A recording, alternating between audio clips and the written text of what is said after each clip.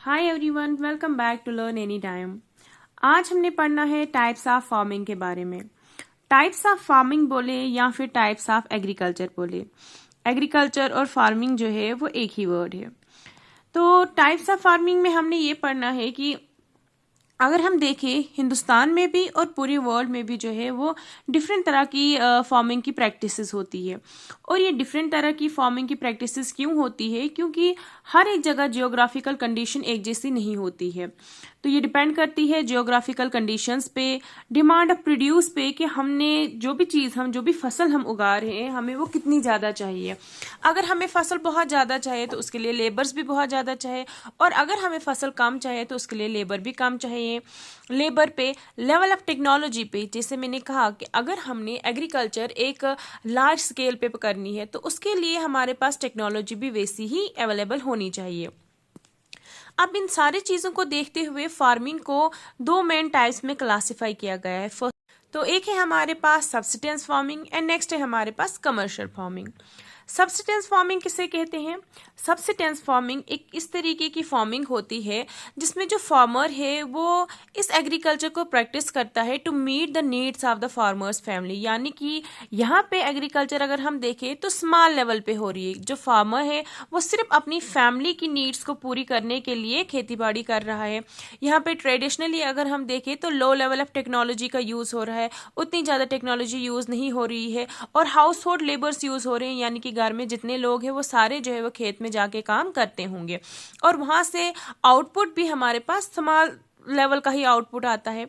Subsistence farming can be further classified. Subsistence farming को आगे और क्लासिफाई किया जाता है इंटेंसिव सब्सिस्टेंस में एंड प्रिमिटिव सब्सिस्टेंस फार्मिंग में। अब इंटेंसिव सब्सिस्टेंस फार्मिंग किसे कहते हैं? इंटेंसिव सब्सिस्टेंस एग्रीकल्चर वो एग्रीकल्चर होता है जिसमें फार्मर जो है एक स्मॉल प्लॉट ऑफ लैंड को पहले इसकी टिलिंग करता है छोटे छोटे टूल्स की मदद से, और इसमें लेबर्स भी काफी लगते हैं। Climate with large number of days and sunshine and fertile soil permit growing of more than one crop annually on the same plot। अगर बारिश भी सही सही तरीके से रही, अगर सनशाइन भी रही, धूप भी रही, और एलुवियल सॉइल हो, फर्टाइल सॉइल हो, तो फार्मर के लिए काफ़ी अच्छी बात है। वो उस एक ही प्लॉट पे जो है वो पूरे साल में दो तरह की फसल उगा सकता है। एक तो राइस वो उगाता ही उगाता है, and at the same time उसके साथ जो दूसरी क्रॉप्स है जैसे वीट है, मेज है, पल्सेस है या ऑयल सीड्स है, इन्हें भी लगाता है।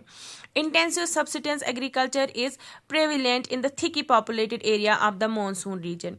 इंटेंसिव सब्सिस्टेंस एग्रीकल्चर ज़्यादातर उस एरिया में की जाती है जहाँ पे पॉपुलेशन काफ़ी ज़्यादा होती है। जैसे अगर हम सौदर्न एरिया की बात करें या साउथ ईस्ट की बात करें या ईस्ट एशियन की बात करें, यहाँ पे जो है वो इंटेंसिव सब्सिस्टेंस एग्रीकल्चर ही की जाती है। जहाँ पे हमारे पास सब्सिस्टेंस एग्रीकल्चर को जो है वो बहुत सारी कैटेगरीज में आगे डिवाइड किया गया है, वहीं इसको प्रिमिटिव सब्सिस्टेंस एग्रीकल्चर में भी डिवाइड किया गया है। एंड प्रिमिटिव के भी खुद के आगे से डिवीजन है। एक है हमारे पास शिफ्टिंग कल्टीवेशन और दूसरा है हमारे पास नोमैडिक हर्डिंग। शिफ्टिंग कल्टीवेशन, जैसे कि इसका नाम ही है शिफ्टिंग कल्टीवेशन। शिफ्ट का मतलब होता है एक जगह से दूसरी जगह चले जाना, राइट? तो शिफ्टिंग कल्टीवेशन में भी कुछ ऐसा ही होता है। शिफ्टिंग कल्टीवेशन ऐसी जगहों पे किया जाता है जहाँ पे थिकी फॉरेस्ट एरिया हो, जैसे अमेज़न बेसन में जो है वो शिफ्टिंग कल्टीवेशन की जाती है। ट्रॉपिकल एरियाज इन अफ्रीका में भी शिफ्टिंग कल्टीवेशन होती है। साउथ ईस्ट के कुछ एरियाज में भी, नॉर्थ ईस्ट हिंदुस्तान में भी कहीं कहीं जगहों पे जो है वो शिफ्टिंग कल्टीवेशन की जाती है। अब ये शिफ्टिंग कल्टीवेशन है क्या? शिफ्टिंग कल्टीवेशन उससे कहते हैं जिसमें फार्मर क्या करता है, एक प्लॉट को जो है वो क्लियर करता है, उसमें जितने भी पेड़ वगैरह हैं उन्हें काट देते हैं, और उसके बाद जो भी थोड़ा सा मटेरियल रह जाता है उसे जला दिया जाता है।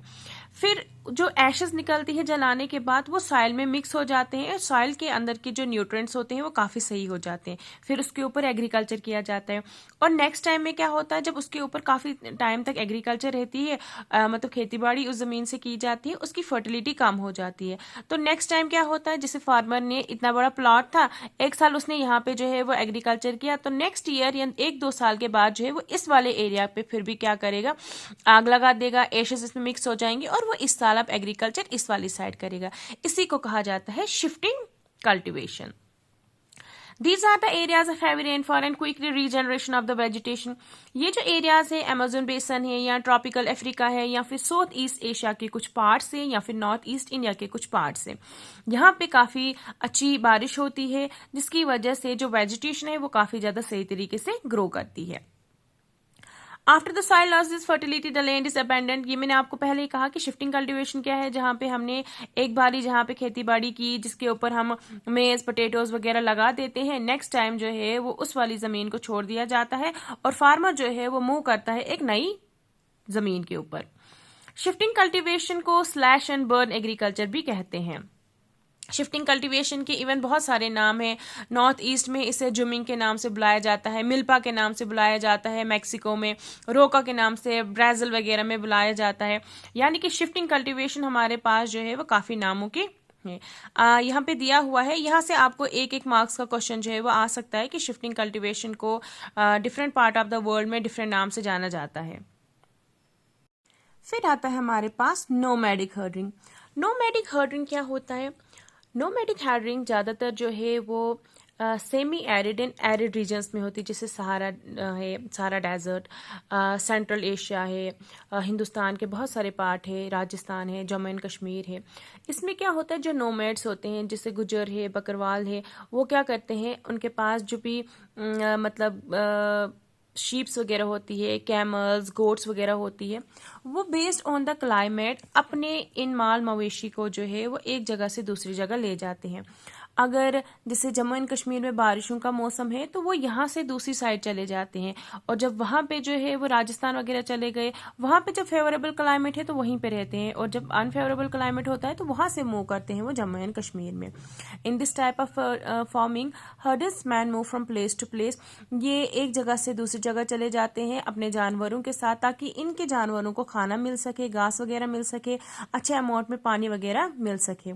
इस टाइप ऑफ हर्डिंग में क्या होता है कि क्लाइमेट बहुत ही ज़्यादा इंपॉर्टेंट रोल प्ले करता है, क्योंकि अगर जानवरों के लिए क्लाइमेट फेवरेबल है तो नोमैड जो है वो उन जगहों पे रहते हैं, अदरवाइज वो उन जगहों को छोड़ के दूसरी जगह चले जाते हैं।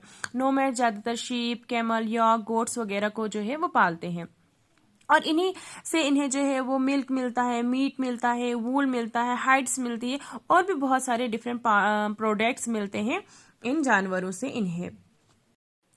फिर आता है हमारे पास कमर्शियल फार्मिंग, जिससे इसका नाम ही है कमर्शियल फार्मिंग। कमर्शियल का मतलब होता है जिससे हम पैसे कमा सके। कमर्शियल फार्मिंग ग्रो की जाती है एक अबंडेंस में। लाइक कमर्शियल फार्मिंग जो है वो हमने अभी तक पढ़ा इंटेंसिव सब्सिस्टेंस फार्मिंग में, या प्रिमिटिव फार्मिंग पढ़ी, या सीधे सब्सिस्टेंस फार्मिंग पढ़ी हमने। वहां हमने ये देखा कि उतने हाई लेवल पे एग्रीकल्चर नहीं की जाती है। उसमें एग्रीकल्चर इतनी ही की जाती है कि जो फार्मर है वो अपनी फैमिली को मतलब खाना खिला सके। लेकिन जो कमर्शियल फार्मिंग होती है, क्या हमने कभी सोचा है कि हिंदुस्तान में क्या सारे लोग फार्मर है? नहीं, कुछ लोग जो है वो पुलिस में भी है, कुछ लोग टीचर्स भी है, कुछ लोग डॉक्टर्स भी है। तो इन लोगों के लिए खाना कहाँ से आता है? अगर सब्सिस्टेंस फार्मिंग में फार्मर जो है वो सिर्फ अपनी फैमिली के लिए जो है वो खेती बाड़ी कर रहा है, तो पुलिस में जो है, टीचर जो है, डॉक्टर जो है, इनके लिए खाना कहाँ से आता है? इनके लिए खाना आता है कमर्शियल फार्मिंग से। यानी कि जो फार्मर्स होते हैं वो एग्रीकल्चर हाई लेवल पे करते हैं, जिसमें हमारे पास लेबर्स भी बहुत लगते हैं, टेक्नोलॉजीज का भी बहुत यूज होता है। इवन कि पहले इसमें इनपुट पे ही बहुत पैसा लगता है, और फिर आउटपुट भी वहां से काफी अच्छा निकलता है। और जब आउटपुट अच्छा निकलता है, इस एग्रीकल्चर से जो है वो बाद में जो हमारे पास एक्स्ट्रा निकलता है वो फार्मर खुद को भी रखता है और बाहर भी बेच देता है, जो हमारे घरों में भी पहुंचता है। फिर in commercial farming crops are grown and animals are reared for sale in market. Commercial farming में फसलें उगाई जाती है ताकि बहुत अच्छी फसलें उगे और बाद में उसे मार्केट में बेचा जा सके, या जानवरों को पाला जाता है ताकि इनके प्रोडक्ट्स को एंड इवन जानवरों को भी जो है वो मार्केट में बेचा जा सके। The area cultivated and the amount of capital used is large. जहाँ पे कल्टिवेशन की जाती है और जहाँ पे जो है वो खेती बाड़ी की जाती है वो काफ़ी ज़्यादा हेक्टर्स में होना चाहिए, वहाँ पे एग्रीकल्चर अच्छी होती है, यानी कि एग्रीकल्चर अबेंडेंस में निकलती है, और इसके ऊपर इनपुट भी काफ़ी ज़्यादा लगता है। Most of the work is done by machine. यहाँ पे हम नहीं देखेंगे कि फार्मर जो है वो सिंपल टिलिंग टूल से जो है वो ज़मीन को खोदेगा, नहीं, यहाँ पे हमारे पास मशीनों का इस्तेमाल करना पड़ता है। Commercial farming includes commercial grain farming, mix farming and plantation agriculture. Commercial farming को भी फर्दर हम डिवाइड करते हैं, एक तो ग्रेन फार्मिंग में, दूसरा मिक्स फार्मिंग में, and third one is plantation agriculture. In commercial grain farming crops are grown for commercial purpose. Commercial grain farming वो फार्मिंग होती है जिसमें फसलें उगाई जाती है कमर्शियल फार्मिंग के लिए, कमर्शियल पर्पस के लिए, जिसे वीट एंड मेज जो है वो कॉमनली ग्रो किया जाता है ताकि ये काफ़ी ज़्यादा अबेंडेंस में निकले, और जब ये अबेंडेंस में निकलेगा तो लोगों को जो है वो मार्केट में इसे भेजा जाएगा, और ये एटलीस्ट 100 हेक्टेयर से ऊपर की ज़मीन पे ही ये फार्मिंग की जाती है। Major areas where commercial grain farming is practice is temperate grassland of northern America, Europe and Asia. ये वो जगह हैं जहाँ पे हमारे पास जो है वो कमर्शियल ग्रेन फार्मिंग की जाती है। These areas are sparsely populated with large farms spreading over hectares, hundreds of hectares. ये वो जगह है जहाँ पे पॉपुलेशन काफ़ी कम होती है, लेकिन पॉपुलेशन के कम होने के साथ साथ यहाँ पे काफ़ी बड़ी ज़मीन भी होती है, और इस ज़मीन के ऊपर जो है वो इजीली काफ़ी अच्छी फसल जो है वो ग्रो करती है। उसके बाद आता है हमारे पास मिक्स फार्मिंग। मिक्स फार्मिंग क्या होता है? मिक्स फार्मिंग मीन्स कि जहाँ पे हम एक साइड में खेती बाड़ी भी कर रहे हैं, जो जानवर है उन्हें भी पाला जाता है। The land is use for growing food and fodder crops and rearing live stock. Mix farming में लोगों के लिए भी फसल उगाई जा रही है, जानवरों के खाने के लिए घास वगैरह भी होनी चाहिए, और जानवरों को भी पाला जाता है। ये वाली मिक्स फार्मिंग ज़्यादातर जो है वो Europe, eastern USA, Argentina, south east Australia, New Zealand, south Africa में होती है।